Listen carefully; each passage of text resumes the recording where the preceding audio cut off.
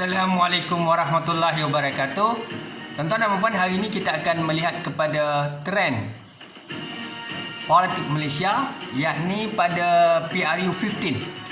Saya menjangkakan kerajaan perpaduan Malaysia akan terbentuk disebabkan baik Pakatan Harapan maupun Barisan Nasional tidak akan memperolehi majoriti besar.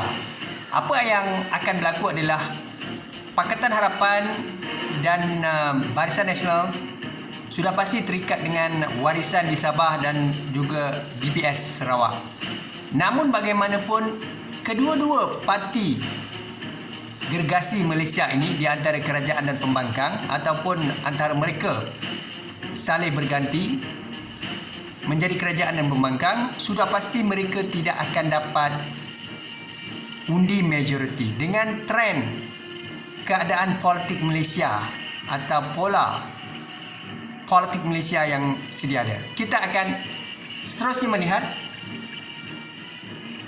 Baik, saudara, Perdana Menteri ke-9 Yang Amat Berhormat Datuk Seri Ismail Sabri Yaakob, 114 kerusi parlimen ataupun ahli parlimen yang menyokong beliau, majoriti lemah sebenarnya. Kita perlukan 111 untuk membentuk kerajaan atau 112, tapi beliau mendapat 114. Sebenarnya apa-apa saja boleh berlaku. 114 kekal jika parti komponen tidak tarik sokongan. Sekiranya berlaku apa-apa pergeseran seperti mana yang berlaku pada Tan Sri Muhyiddin Yassin, Perikatan Nasional, kerajaan yang amat berhormat Datuk Seri Ismail Sabri akan tumbang bila-bila masa. Baik, seterusnya parlimen akan dibubarkan untuk laluan PRU 15. Kita tidak pasti sama ada 2023 atau 2022.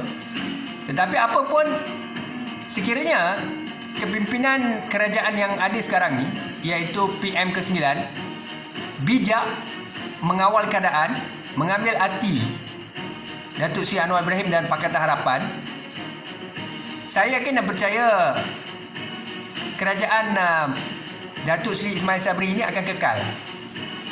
Namun apabila menafikan hak penglibatan, keterlibatan atau memberikan mereka mandat yang lebih besar dalam Jemaah Menteri atau Kabinet, saya yakin dan percaya sekarang ini Datuk Seri Ismail Sabri berhadapan dengan masalah kerana dalam parti UMNO, PAS,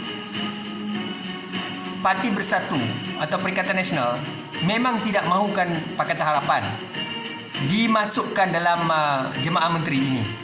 Ini masalah besar bagi Datuk Seri Ismail Sabri. Kalau sekadar melantik atau mengundang Pakatan Harapan sekadar sebagai berada dalam satu majlis berstatus jawatan kuasa untuk menangani krisis COVID dan sebagainya, saya tidak nampak perkara itu akan diterima baik oleh Pakatan Harapan. Di sinilah dilema yang paling besar yang terpaksa dilalui oleh Datuk Seri Ismail Sabri. Seterusnya, kedudukan kerajaan tergugat sekiranya keabsahan PM diuji di Parlimen ketika krisis.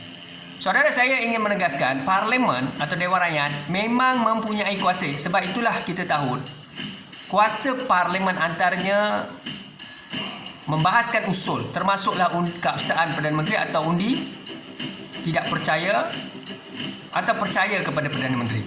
Apabila satu keputusan telah diperoleh, sekiranya keputusan tidak kiralah Datuk Seri Anwar menjadi Perdana Menteri sekarang ini ataupun Datuk Seri Ismail Sabri, sekarang realitinya Datuk Seri Ismail Sabri menjadi Perdana Menteri. Tapi sekiranya keabsahan diuji dan memang hilang majoriti, bererti memang betul kerajaan itu memang dah hilang majoriti.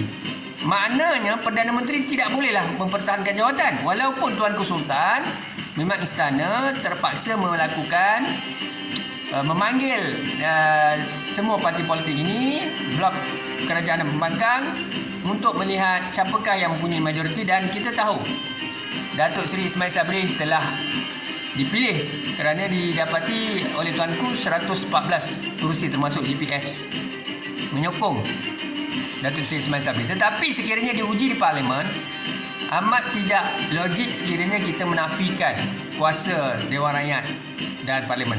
Dan perkara yang sama akan berlaku apabila Datuk Seri Anwar menjadi Perdana Menteri. Andainya berlaku juga undi tidak percaya atau menguji keabsahan Perdana Menteri, maka kalaulah Datuk Seri Anwar hilang majoriti, beliau juga terpaksa mengundurkan diri ataupun meletakkan jawatan. Inilah hakikatnya. Kita tidak boleh menafikan parlimen atau peranan wakil rakyat ataupun ahli parlimen. Baik, seterusnya, kedudukan kerajaan tergugat sekiranya keabsahan PM diuji di parlimen ketika krisis. Kita tahu dalam krisis, apabila sekiranya gagal kerajaan yang dipimpin oleh Datuk Seri Ismail Sabri untuk menangani COVID, masalah kegawatan ekonomi, masalah berkaitan dengan kebuluran ataupun masalah pengangguran, masalah disebut tekanan hidup rakyat, ya, pengangguran dan pelbagai isu lagi, maka ia mempunyai kesan yang besar kepada Datuk Seri Ismail Sabri. Baik, seterusnya,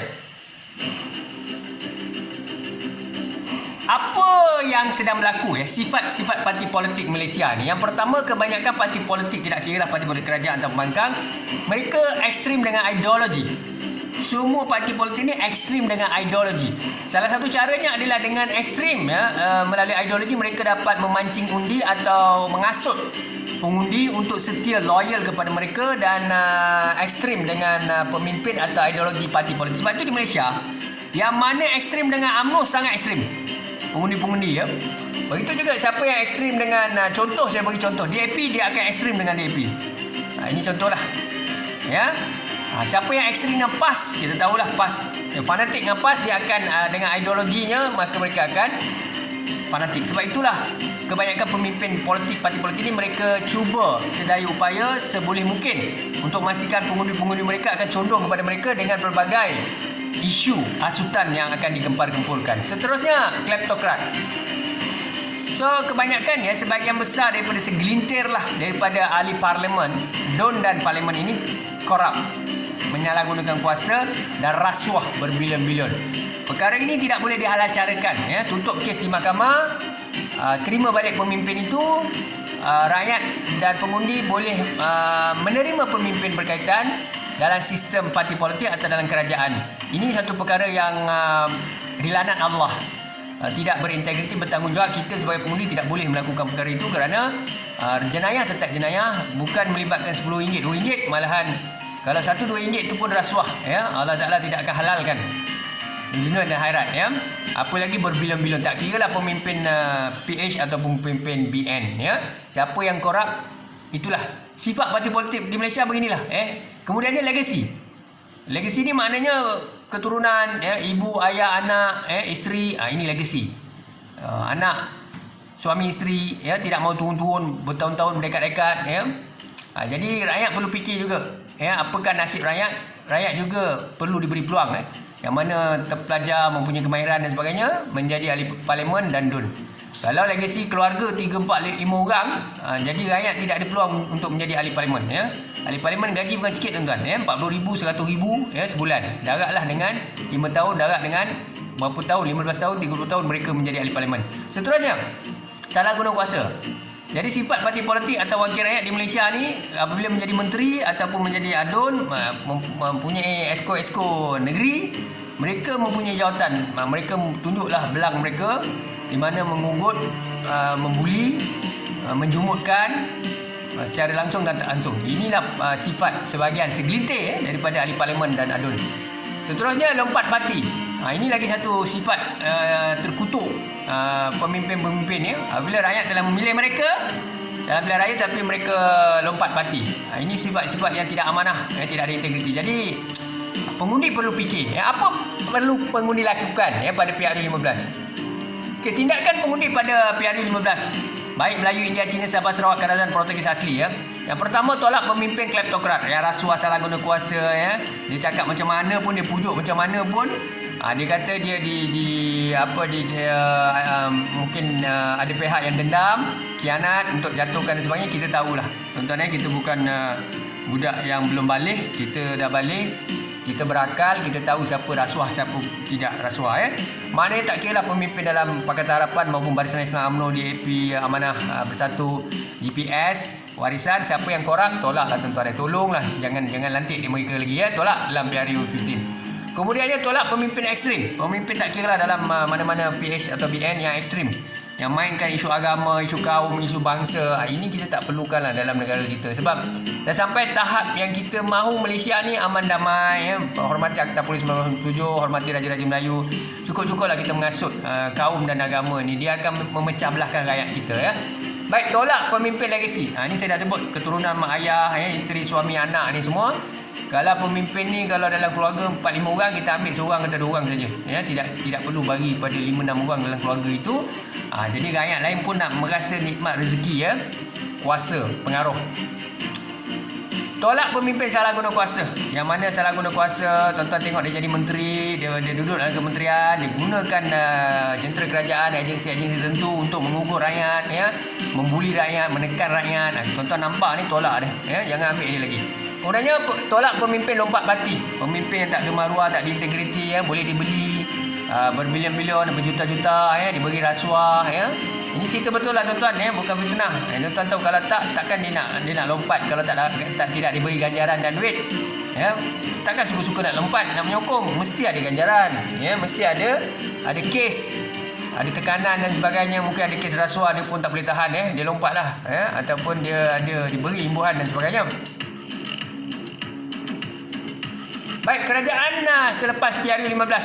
Ini yang saya kata tuan-tuan, 2023 kita akan melihat kerajaan perpaduan Malaysia ni. Sebab Pakatan Harapan pun tidak akan dapat majoriti kukuh atau besar, BN pun tidak akan dapat. GPI warisan dia akan jadi adalah antara parti politik yang sebenarnya sama ada dicondong pada PH atau dicondong pada BN, seperti mana yang berlakulah kepada Datuk Seri Anwar, di mana GPS melompat, ya, kepada Datuk Seri Ismail Sabri, maka Datuk Seri Ismail Sabri dapat membentuk kerajaan, ya. Jadi ini akan berlaku. Saya melihat BN akan disokong oleh pengundi Melayu. India dan China kemungkinan besar tidak akan sokong BN secara konsisten atau ekstrim. India, China akan beralih kepada Pakatan Harapan sungguh-sungguh. Sebab mereka lihat apa yang berlaku sekarang ni. Sebab kerajaan yang dipilih melalui pilihan raya adalah kerajaan yang lebih stable, ya. Tapi oleh kerana trend sekarang dah begini, jadi saya melihat kemungkinan besar akan berlaku kerajaan perpaduan di Malaysia selepas ini. Sekarang ini kalau kita nak bentuk kerajaan perpaduan, saya rasa agak sukar sebab memang ada petition, ya. Saya pun lihat petition itu. Tapi saya tak yakin akan diberi maklum balas atau tindak balas ataupun disebut direnungkan atau dipikirkan oleh kerajaan Datuk Seri Ismail Sabri atau penglibatan Yang Bertanda Agung dan Raja-Raja Melayu. Saya tidak nampak akan berlaku apa-apa perubahan walaupun petition ni sampai 3-4 juta rakyat tanda tangan. Sebab sekarang ni memang kita tahulah tujuan utama kerajaan diwujudkan dengan pelbagai pihak. Ya, memang kita faham antaranya banyak sebab lah, ya, nak tangani krisis COVID, krisis ekonomi dan sebagainya. Tapi dalam masa yang sama sebenarnya, kalau kita mengkaji setiap seorang ahli parlimen dan integriti mereka, termasuk mereka punya masalah kluster mahkamah, ya, kluster kleptokrat dan sebagainya, saya yakin dan percaya mereka ada sebab-sebab mereka lah mengapa dalam masa mereka bersama kerajaan yang sedia ada. Tapi apa pun bagi saya, kerajaan ini seperti saya kata, apa-apa saja boleh berlaku lah dengan 114 kerusi yang agak rapuh. Tidak kira Datuk Seri Anwar ataupun Datuk Seri Ismail Sabri, keduanya saya rasa kalau jadi kerajaan pun memang rapuh dalam keadaan sekarang ini. Sebenarnya tak berapa sesuai, ya, dalam kerajaan yang rapuh ini. Dia lebih baik, memang kita perlu ada kerajaan perpaduan, lebih selamat, lebih baik, lebih genuine, yang mana melibatkan blok pembangkang dan blok kerajaan bentuk jemaah menteri. Tapi sangat sukar dalam keadaan sekarang sebab kerajaan telah dibentuk, ya. Istana pun telah gazetkan. Kita tidak ada masalah dengan istana, kita tahu, ya, Tuanku Sultan kita akur, Perlembagaan Persekutuan dan titah Tuanku tak ada masalah, ya. Tetapi cumanya saya sebut sebagai penantis politik, saya melihat di sini sangat sukar, ya, untuk bentuk kerajaan perpaduan Malaysia melalui petition yang dihantar sedang melega lah, viral, masing-masing tanda tangan. Tapi saya tidak nampak perkara itu akan berjaya. Memang ada satu petition yang tolak Datuk Seri Ismail Sabri pun tak berjaya lah, 300 orang tanda tangan pun tak akan berjaya. Sebab memang bila kerajaan berkuasa, mereka dah di-endorse, jemaah menteri dah ada, tak boleh buat apa. Ya, itulah kita faham seperti mana yang berlaku pada Perikatan Nasional. Bila mereka menjadi kerajaan berkuasa, tak ada siapa boleh ganggulah. Tuan-tuan sign lah apa benda tuan-tuan nak sign, tak ke mana pun.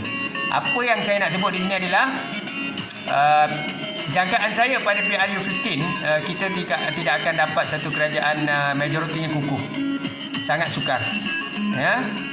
Itu pun Pakatan Harapan perlu santuni apakah nasihat-nasihat yang telah saya beri dalam video-video sebelum ini. Begitu juga Barisan Nasional kalau mau merubah, letaklah wakil rakyat muda yang baru, UMNO ya, dengar.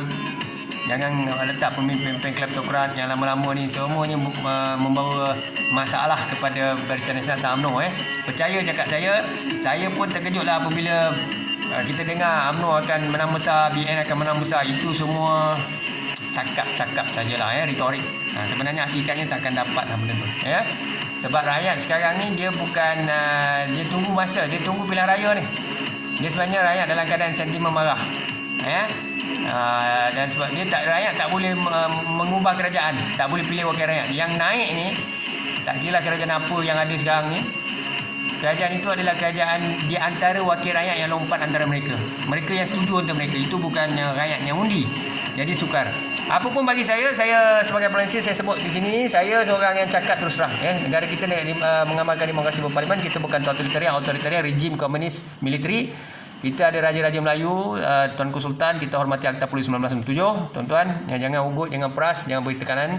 Dengarlah Tuanku pun menggalakkan kita memberi pandangan. Sultan Johor, Tuanku Sultan Selangor telah menyatakan tidak ada tempat.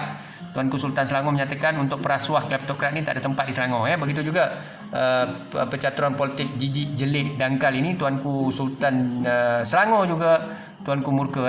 Jadi saya pun minta lah Istana Negara termasuk Tuanku Sultan yang Tuan Agong minta kita fokus. Tapi apa pun, suara rakyat, suara keramat. Suara rakyat, suara keramat. InsyaAllah kita akan sama-sama mendoakan yang terbaik untuk Malaysia pada PRU 15. Bidat, syukran dan terima kasih. Assalamualaikum warahmatullahi wabarakatuh.